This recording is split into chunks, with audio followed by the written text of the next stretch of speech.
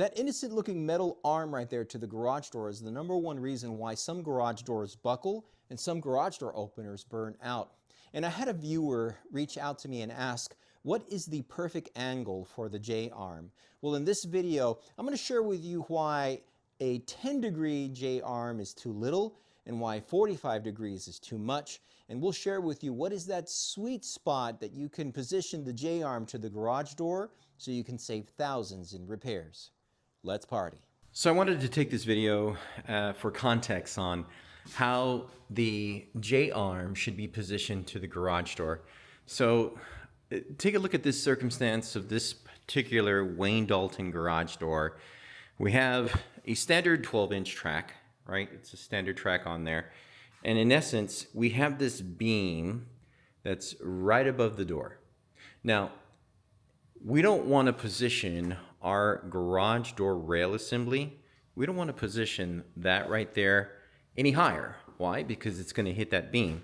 So the lower that we position the rail, we have to modify and adjust that J-arm in a way that looks more like a J. Now, there was someone on the channel that asked the question, should that be a 45 degree? Should that be a 10 degree? I've seen this, I've seen that. Basically what the manufacturers will tell you is you want it to look more like a J. If you have it in a 45 degree angle where this is positioned more in a 45 degrees, it's actually not just going to lift, but it's also going to pull the door in the middle. So the way it's positioned now, it easily travels over the radius.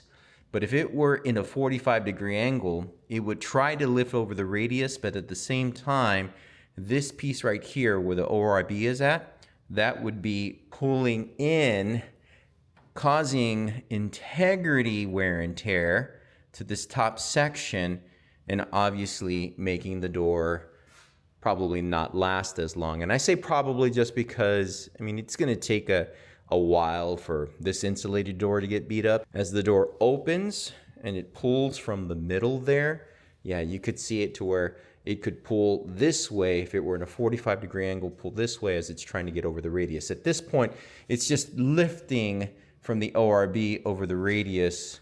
We can show you how that looks like. Yeah, just lifts right over the radius, clears that beam. And by the same token, you can see how it does the same thing, closing through the radius. You don't see it jerk in and out. You don't see it push in and out. It's nicely traveling over the radius on that side, as well as this side. It's going to travel pretty much over that 12-inch radius, making sure that it doesn't damage that section. So there was a great question on this specific point that I really wanted to highlight for that viewer, because in a lot of ways there is some confusion about where you should have the actual J-arm position to the garage door. Now, some of the manufacturers will say, some of the Genie manufacturers or LiftMaster manufacturers, they'll come out and say basically you should have it at what is technically a 20 to 30 degree angle. Now, what I have always been taught is that it should be in a J position. It is known as the J-arm. So if you come around here, you can see that this particular J-arm is in that type of diagonal trajectory or geometry. I would not have it any closer than this. I have seen it to where it goes straight up like a J. I've seen it more 45 degree angle, but this is the position that I like for it to be.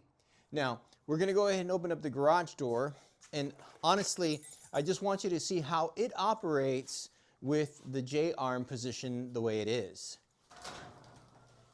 And you can see how the J-arm is actually lifting over the track radius and how the door smoothly opens. Now, take into consideration that the J-arm is perfectly positioned to where it does not hit that top strut.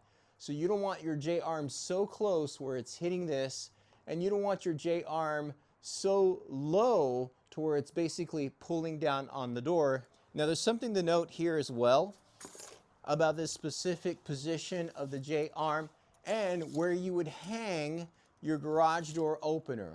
Normally, I like to have about 2 inches from the rail assembly to the top door section. Why is this such a big deal? Well, in a lot of ways, you can see how the top garage door sections to these garage doors will start to crack in the middle.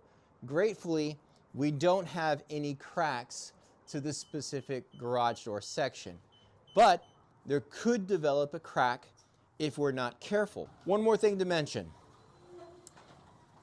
This is called a top operator bracket. So this ORB, in essence, is what connects to the door stile. And this is what you would connect your J-arm to. Now, the reason why that's important is because not all operator brackets are the same. If you have your J-arm position to where this is lower or somewhere in the middle or somewhere down here, you've got some problems because now you have to elongate, you have to extend this J-arm. So that way the J-arm is simply going over the radius. And when I mean radius, I'm basically talking about the track radius here. Keeping the garage door opener moving smoothly over that track radius is key. It will help you to not have jump cables. It'll help you to have smooth operation to your garage door. It'll minimize wear and tear to your garage door and your garage door opener. And at the end of the day, I think it's a better solution. Now, the whole point of this video is being able to provide you some perspective with regards to how to position that J-arm for your garage door system. And granted, the pro tips, techniques, and ideas in this video should not be considered law or infallible. Why? Well, because I'm nobody, and it's important for you to do your due diligence. And what I mean by that is that you have to understand all the ins and outs of your garage door system. Just to kind of reiterate, this is very specific to this garage door. Your garage door might be different. So it's important to do your homework.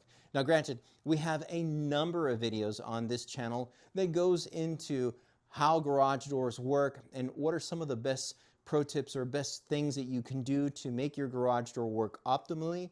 Well, I'll have that video right there that you can check out. As always, I want to thank you all for partying with me. Y'all stay safe.